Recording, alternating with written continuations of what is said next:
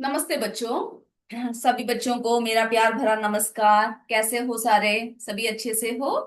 चलिए, तो बच्चों आज जो है हम हमारा 10वां इकाई जो है जीवों में उत्सर्जन के बारे में और आगे डिटेल में चर्चा करेंगे। ओके। अभी तक जो जितनी बातें हमने बताई, उम्मीद करती हूँ आपको समझ में आया होगा। अभी तक हमने जो है उत्सर्जन की आवश्यकता क्यों होती है, मानव का उत्सर्जन तंत्र के बारे में हमने चर्चा किया। तो बच्चों आज हम अन्य जंतुओं के उत्सर्जन अंग के बारे में चर्चा करेंगे। ओके, सभी तैयार हो? सभी अच्छे से पढ़ने के लिए तैयार होकर बैठे हो ना?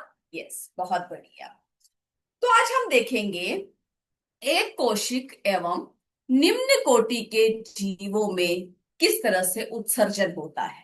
ओके, इनमें जो है उत्सर्जन की क्रिया कैसे होती है, इन सब के बारे में हम जो है डिटेल में एक एक करके चर्चा करेंगे। तो आपको सारे बातों को क्या करना है, अच्छे से समझना है, ध्यान रखना है जो जो बातें आपको बताई जाती। तो बच्चों,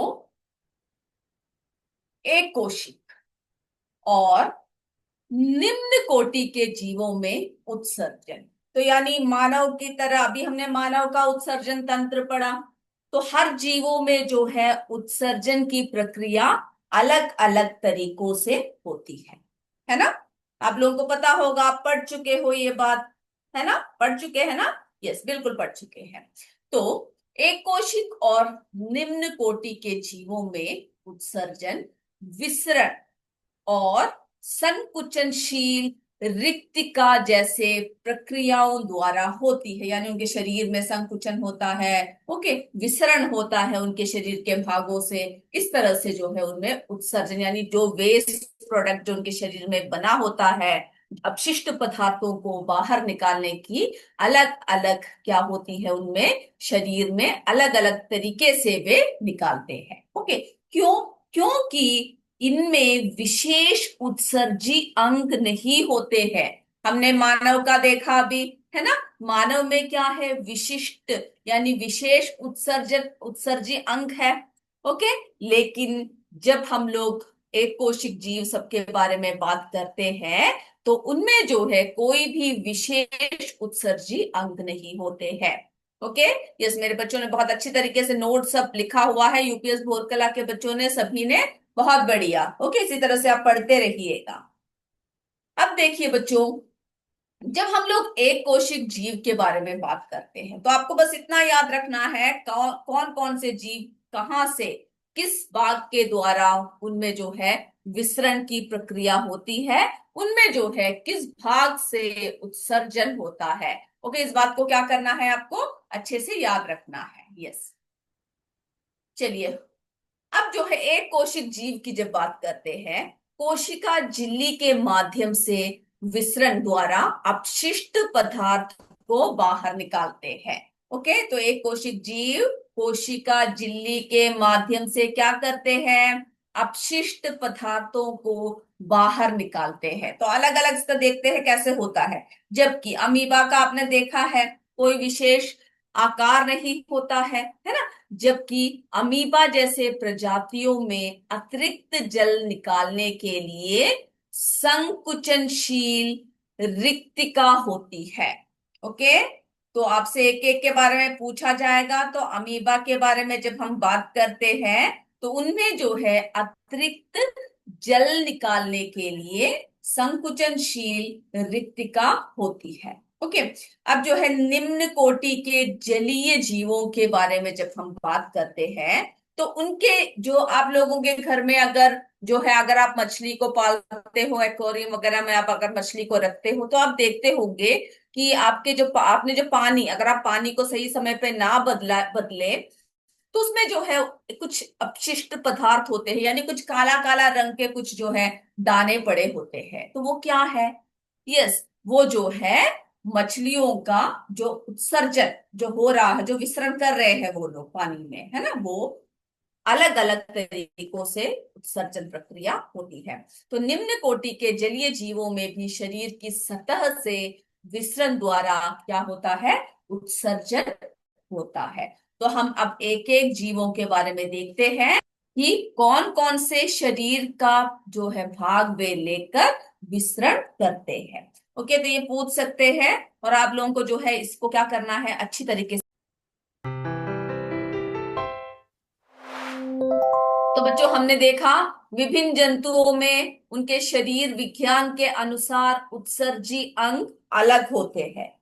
ओके, याद रखोगे इस बात को। हर जंतुओं में जो है उत्सर्जन यानी उत्सर्जी अंग जो होता है वो अलग अलग होता है।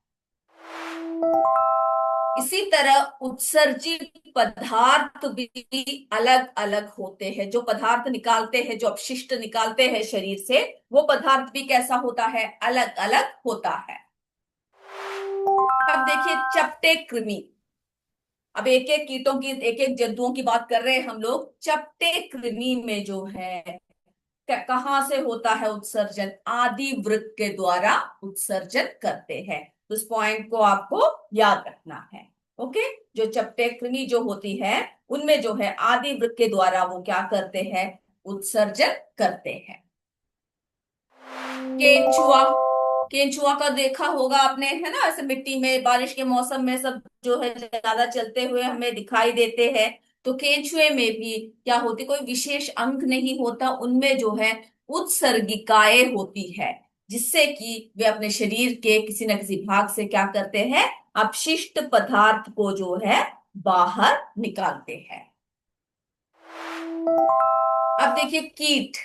जब कीट की बात करते हैं तो उन्हें क्या होती है, जो उत्सर्जन यानी उनके अपशिष्ट को बाहर निकालने के लिए मेल पिंगी नलिकाएं, जो ये देखो यहां पर सब होती है। ओके, उनके शरीर में जो है क्या होती है बच्चों, मेल पिंगी नलिकाएं होती है, जिसके द्वारा वे अपशिष्ट पदार्थों को बाहर निकालते हैं। अब अमीबा, हाइड्रा, इन सब की अगर हम बात करें तो उनकी जो कोशिका होती है, कोशिका की सतह पर, सतह से क्या करते हैं वे लोग, वे विसरण करते हैं।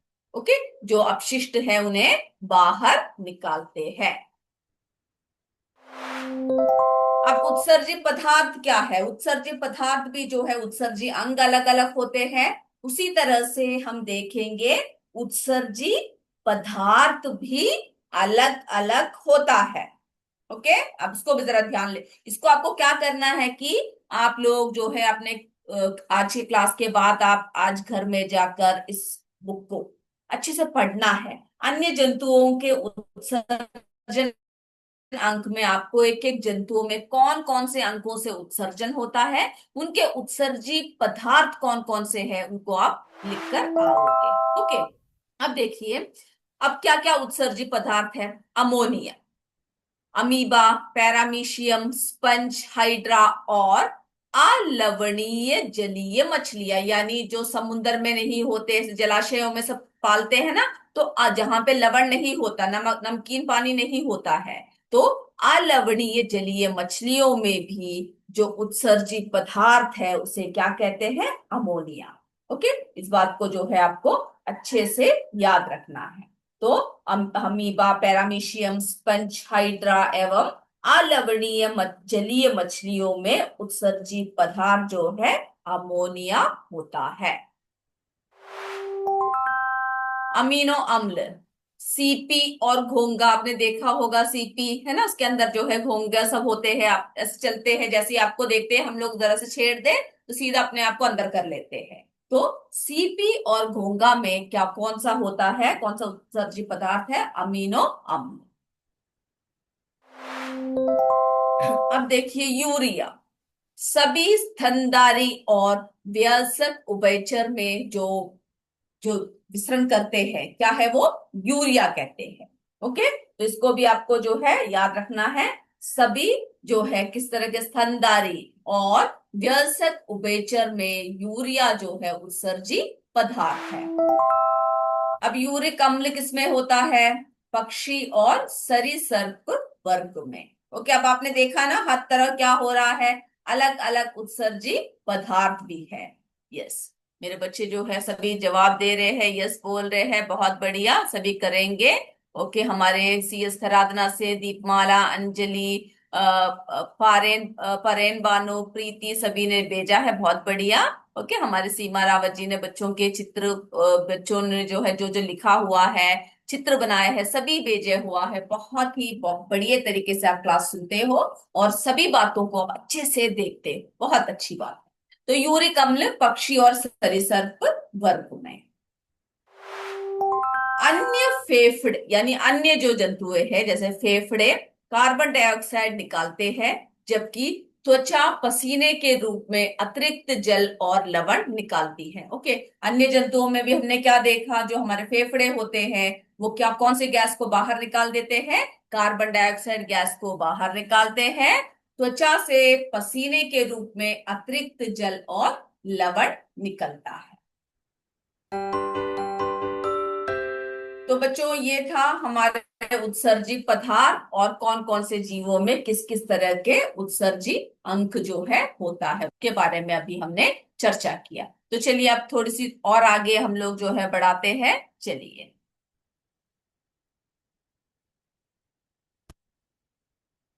अब देखिए बच्चों, जब हम विसरण की बात करते हैं तो पेड़ पौधों में कभी आपने किसी पेड़ों में इस तरह के कुछ बहता हुआ देखा है? देखा है, बताइए मुझे। कभी ऐसा होता है ना कि हम पेड़ की कोई डाली तोड़ देते हैं तो उसमें से जो है कुछ ऐसे पानी जैसा या कुछ ऐसे ब्राउन रंग का, है ना, भूरा रंग का कुछ जो है स्राव सा बहता है। आप लोगों ने कभी देखा है इस तरह का? बताइए मुझे। ओके, यस बोले, यस मैम बोल रहे हैं, यूपीएस रोमेला के बच्चे, सिमरन बोल रहे हैं, ओके, श्रीराम बोल रहे हैं, वेरी गुड, सीमा रावत जी, यूपीएस बोरकला के बच्चे सभी बोल रहे हैं यस। हमारा एमसीक्यू जो है लास्ट में होगा। ओके, चलिए एमसीक्यू कब होगा पूछ रहे हैं, इसका जवाब मैंने दिया है। तो बच्चों पौधों में भी उत्सर्जन की प्रक्रिया होती है। पौधों में उत्सर्जन की प्रक्रिया जानवरों से बिल्कुल अलग और सरल होती है, क्योंकि उनमें कोई विशेष उत्सर्जी अंग नहीं होते हैं। क्योंकि आप पेड़ पौधों देखोगे तो उसमें क्या है, कोई भी विशेष उत्सर्जी अंग जो है आपको नहीं मिलता है, नहीं देखने को मिलेगा। ओके, चलिए अब जरा इसको सही से जरा देखते हैं। पौधों में उत्सर्जन की विधियां।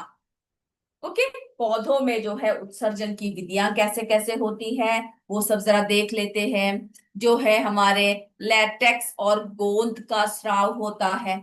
लैटेक्स महुआ, पीपल, बरगद, ओक जैसे पौधों में एक दूधिया तरल पदार्थ निकलता है। एक दूधिया रंग का क्या होता है, व्हाइट रंग का जो है लिक्विड तरल पदार्थ निकलता है, जिसे क्या कहते हैं, लैटेक्स कहते हैं। ओके, तो कई पेड़ पौधों में किसका स्राव होता है, लैटेक्स और गोंद का स्राव होता है, जो वे अपने शरीर से क्या करते हैं, निकालते हैं। ओके, यह एक प्रकार का अपशिष्ट पदार्थ है। क्या है ये? अपशिष्ट पदार्थ है जो पौधों के कटने या फटने पर बाहर निकलता है। हमने आपसे कहा ना कि कोई भी पौधों को आप जरा से हल्का सा तोड़ के देखिए, इसकी टहनी को, डाली को, तो आपको क्या देखने को मिलेगा, कुछ बह रहा है ना। इसके यूपीएस अमनी के बच्चे, भोरकला के बच्चे सभी नोट्स भेज रहे हैं, बहुत बढ़िया। यस, यस, हमारे जो है ममता जी बोल रही है यस पपीता, यस बिल्कुल पपीता सब जब हम काटते हैं तो क्या होता है, उसमें से दूधिया रंग का कुछ निकलता है ना, दूध सा निकलता है, बिल्कुल। अब देखिए गोंद, बबूल, आम, नीम जैसे पौधों से निकलने वाला गोंद भी एक अपशिष्ट पदार्थ है। ओके, सिर्फ पत्तियों का झड़ना आपने देखा होगा, शरद ऋतु में पौधे अपनी पत्तियों को झाड़ देते हैं। क्यों क्यों झाड़ते हैं? इन पत्तियों में अपशिष्ट और विषाक्त पदार्थ इकट्ठे हो जाते हैं, जो इस प्रक्रिया से बाहर निकल जाते हैं। फिर आप देखते हो ना, उसमें जो है नए नए पत्तियां निकल आते हैं, अच्छे अच्छे सुंदर सुंदर प्यारे प्यारे कोमल कोमल पत्तियां जो है उसमें निकल आते हैं। तो पत्तियां जो है अपने, यानी पेड़ जो है अपने पत्तियों का झाड़ना भी क्या है, उनमें जितने भी अपशिष्ट या विषाक्त पदार्थ है वो सब बाहर निकालने की एक प्रक्रिया है। अब बच्चों, आप लोगों ने अगर टमाटर, अरबी, नेस्ट्रेशियम तथा मकोय आदि के पौधों में अनावश्यक जल यानी कभी आप सुबह जब उठकर जाते हो या फिर जब गांव सब में रहते हैं तो खेतों की तरफ जब हम निकलते हैं तो हम लोग देखते हैं, या आपके गार्डन की तरफ अगर आप निकलो, वहां पर अगर अरबी का कोई पौधा है, टमाटर का कोई पौधा है, नेस्ट्रेशियम का कोई है, तो आप क्या देख सकते हो, उन पत्तियों में जो है जल जमा होता है। कभी ध्यान नहीं दिया तो आप अपने मम्मी पापा या फिर अपने बड़ों से पूछिएगा, उन लोगों ने जरूर देखा होगा। वो क्या, जब आपको मौका मिले तो आप भी जरा देखिएगा, तो ये क्या होता है, ये जो है अनावश्यक जल एवं लवण रात्रि में पत्तियों की शिराओं पर बूंद के रूप में निकलते हैं। इस प्रकार के उत्सर्जन को बिंदु स्राव कहते हैं, इंपॉर्टेंट है। ओके, इस तरह के जो पत्तियों द्वारा जो अनावश्यक जल लवण रात्रि में पत्तियों की शिराओं पर बूंद के रूप में निकलते हैं, इस प्रकार के उत्सर्जन को बिंदु स्राव कहते हैं। बिंदु श्रावण वो प्रक्रिया है जिसमें पौधों की पत्तियों के किनारों पर जल की बूंदें दिखाई देती है। ऐसे देखा है कभी आपने, देखा है? ओके, ध्यान दीजिए, अगर नहीं देखा तो आपको अभी भी जो जब भी मौका मिले तो देखिएगा और हमें बताइएगा। यस मेरे बच्चे यस बोल रहे हैं सभी के, यूपीएस अमनी के बच्चे, डोमेला के बच्चे सभी यस बोल रहे हैं, यूपीएस बिलेरी के बच्चे सब यस बोल रहे हैं। ओके, बहुत बढ़िया। जिन्होंने नहीं देखा वो भी जो है देख लीजिएगा। ओके, कॉम्पोजिट स्कूल हमारे अब्दुल्लापुर के बच्चे, यूपीएस फतूपुर के, लतिया के बच्चे, सीएस मरे के बच्चे, सभी बच्चे बहुत अच्छी तरीके से जवाब दे रहे हैं। तो जो है यह प्रक्रिया विशेष रूप से वर्षा ऋतु की सुबह दिखाई देती है, जब वातावरण में नमी अधिक होती है और वाष्पोत्सर्जन की दर जो है धीमी हो जाती है। तो इस समय पर जो है हम इस तरह के पौधों में क्या देख सकते हैं, पानी का स्राव हम लोग देख सकते हैं। ओके, चलिए अब हम लोग जो है एक और आपको दिखा देते हैं। आपके बुक में एक डायग्राम भी बना बना हुआ है ना, उसको भी जरा देख लेते हैं हम लोग, बिंदु स्राव कैसा होता है। तो ये देख रहे हो बच्चों, ये जो पत्ता है, ये जो पत्ती है, इसमें ये देखो जल की बूंद है ना, ये क्या है, ये पानी की बूंदे है। ओके, और ये आपको पता है पत्तों के एक एक भाग मेरे बच्चों को अच्छी तरह से पता है। ओके, ये जो भाग है यहाँ पर, ये सब क्या है, ये देखिए, ये ऐसे से जो होती है वो शिराएं होती है ना। फिर जो है हमारा यहाँ पर जो नीचे के जो डंठल वाला भाग होते हैं, इसको हम लोग क्या कहते हैं बताइए? बिल्कुल सही, पर्णवृंत कहते हैं। ओके, और ये जो बड़ा सा यहाँ का जो पूरा भाग है, ये हमारा क्या है बच्चों? ये हमारा पर्णफलक है। ओके, तो ऐसे पौधों में हम लोग क्या देख सकते हैं, ये जो है हम लोग क्या देख सकते हैं, बिंदु श्रावण हम लोग देख सकते हैं। यहाँ पे देखिए पानी की बूंदे इकट्ठा है, ये अनावश्यक पानी के बूंदों को, पानी को और लवण को जो है बाहर निकालता है। इस प्रकार के उत्सर्जन को बिंदु स्राव कहते हैं, और ऐसे बूंदे हमें जो है दिखाई देती है। ओके, चलिए, तो ये था बच्चों हमारे इस टॉपिक के सारी बातें। अब हम लोग क्या करते हैं, अब हम लोग जो है सीधे हमारे एमसीक्यू की तरफ चलते हैं। आज का जो जो बातें बताए मेरे बच्चों को क्लियर है? यस, बताइए मुझे जल्दी से। यूपीएस बोरकला के बच्चे बोल रहे हैं क्लियर है।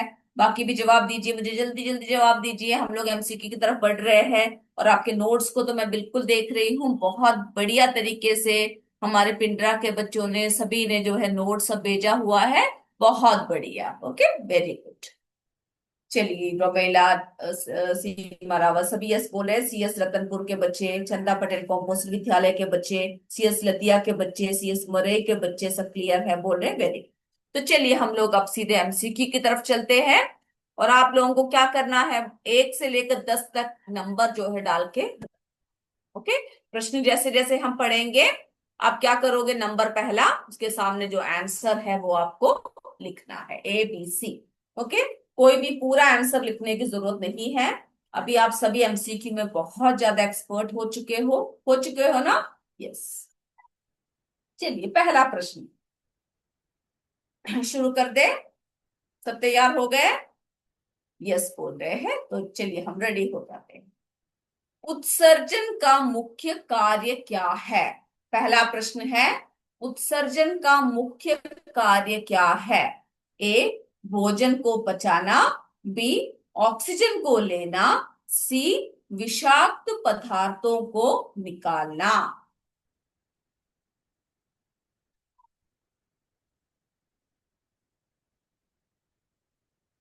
कोई भी कमेंट बॉक्स में आंसर्स नहीं देना। सभी बच्चे अपने नोट में लिख लीजिए जल्दी से। ये हमारे के यूपीएस हमने के बच्चों ने बहुत अच्छी तरीके से साफ हैंड राइटिंग में बहुत ही बढ़िया तरीके से नोट्स भेज रखा है। बहुत बढ़िया। चलिए हो गया बच्चों। के यूपीएस पिंडरा के बच्चों ने भी बहुत ही प्यारी तरीके से अच्छी तरीके से नोट्स भेजा हुआ है। चलिए दूसरा प्रश्न। ध्यान से सुनिए दूसरा प्रश्न। पौधों में जैविक क्रियाओं में बनने वाले अनावश्यक पदार्थों को बाहर निकालने के लिए विशेष अंग होता है। प्रश्न एक और बार सुनिए। पौधों में जैविक क्रियाओं में बनने वाले अनावश्यक पदार्थों को बाहर निकालने के लिए विशेष अंग होता है। अब ऑप्शंस देख लेते हैं कौन कौन सा दे रखा है। ए, यह कथन सही है। बी, यह कथन गलत है। सी, दोनों में से कोई भी नहीं। तो प्रश्न ये है कि पौधे जो जैविक क्रियाएं करती है उनमें जो है विशेष अंग होता है।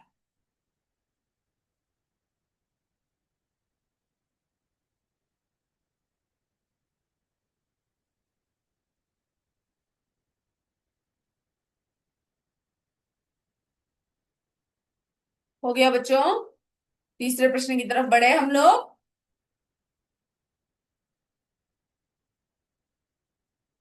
ओके यस बोल रहे हैं तो हम लोग जो है बताएंगे।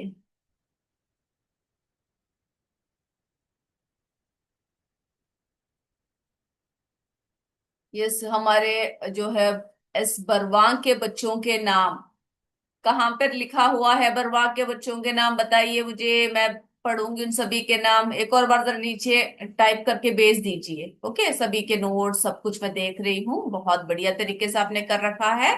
चलिए हम अगला प्रश्न देखते हैं तब तक आप नाम भी जरा टाइप कर दीजिए।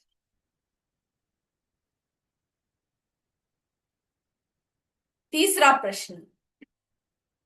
तीसरा प्रश्न है रेजिन्स, गोंद, टैनिन, हींग आदि डैश से निकलने वाले उत्सर्जी पदार्थ होते हैं। रेजिन्स, गोंद, टैनिन, हींग आदि डैश से निकलने वाले उत्सर्जी पदार्थ होते हैं। ए जानवरों से, बी मनुष्य से, सी पौधों से।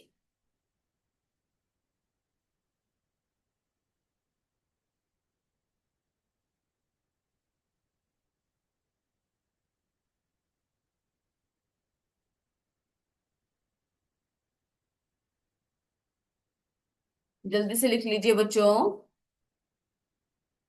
हमारे के यूपीएस बर्तिया कला के बच्चे, डोमेला के बच्चे सभी ने बहुत अच्छे तरीके से सभी बच्चों ने जितने बच्चों ने भेजा है और जिन्होंने नहीं भी भेजा है मैं जानती हूँ सभी के बहुत अच्छे से कर रखा है। बरवा के बच्चों ने सभी ने बहुत बढ़िया तरीके से सब कुछ कर रखा है। चलिए हो चुका है बोल रहे हैं फटोफट सभी के बच्चे। आगे बढ़ते हैं हम लोग। चौथा प्रश्न है शाखीय पौधों में बिंदुस्राव किसके द्वारा होता है। शाखीय पौधों में बिंदुस्राव किसके द्वारा होता है। ए पत्ती द्वारा, बी तने द्वारा, सी जड़ द्वारा।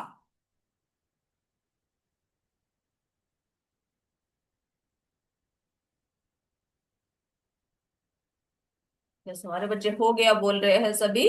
चलिए सभी सभी जल्दी जल्दी कर लीजिए जिनका नहीं भी हुआ है। इस हमारे सीएस हरा हाउस से बच्चे यस हो गया है बोल रहे हैं। सीएस कादीपुर के बच्चे सभी बच्चों का हो चुका है। यूपीएस हमारे यूपीएस राम सिंहपुर के बच्चे, मिर्जा मुराद के बच्चे। Very good.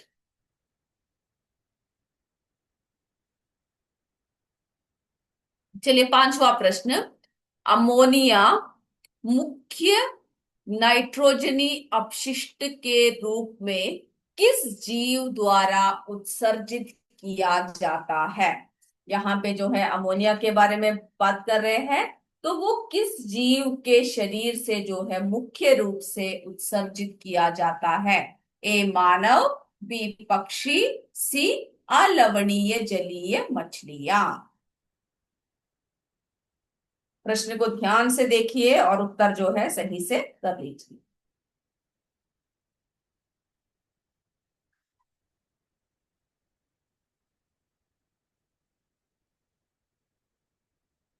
Okay, CS Barwa के बच्चे यस बोल रहे हैं, हो गया है।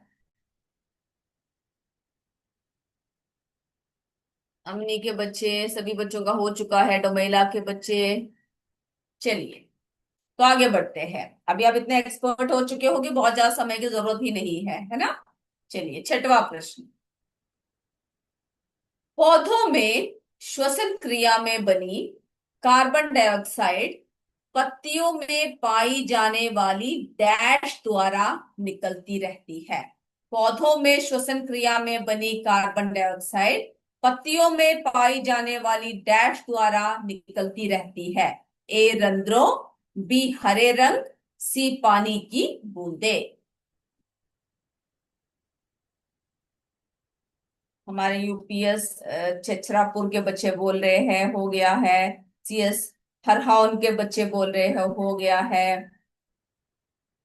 सीएस लतिया, सीएस खादीपुर, बहुत बढ़िया, सभी बच्चों का जो है बहुत जल्दी हो चुका है। के यूपीएस अमनी कॉम्पोस्ट विद्यालय कुटुपुर के बच्चे।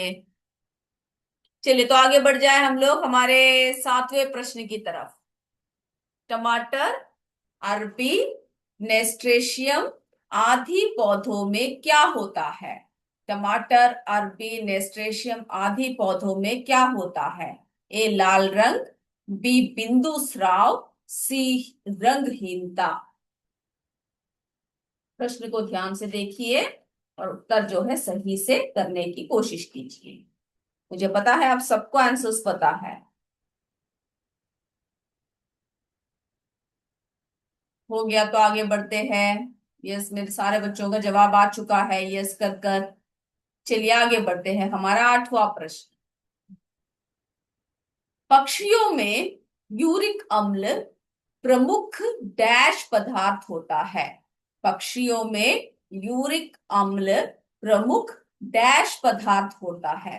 ए खाने की, बी पीने की, सी उत्सर्जित।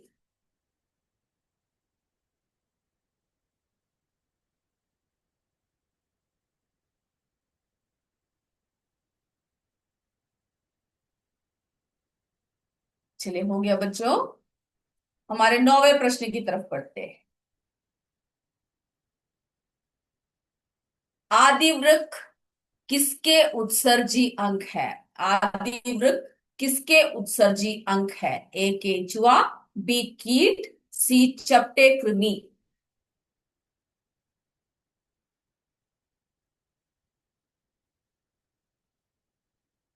तो हमारे सी एस लतिया के बच्चे हो गया बोल रहे हैं, और भी स्कूल से बोल रहे हैं।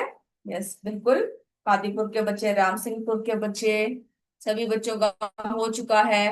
आगे बढ़ जाए हम लोग। कॉम्पोस्ट विद्यालय कुटुमपुर के बच्चे। चलिए, 10वां प्रश्न। कीटों में उत्सर्जी अंग डैश होता है। कीटों में उत्सर्जी अंग डैश होता है। ए वृक्क, बी मेल पिंगी नलिकाएं, सी उत्सर्जिका उत्सर्गिका। वृक्क, मेल पिंगी नलिकाएं, सी उत्सर्गिका। चलिए, तो हम लोग जो है अब हम ऐसा करेंगे, आंसर्स की तरफ बढ़ते हैं क्योंकि मेरे सारे बच्चों का हो चुका है। Sir please unmute them.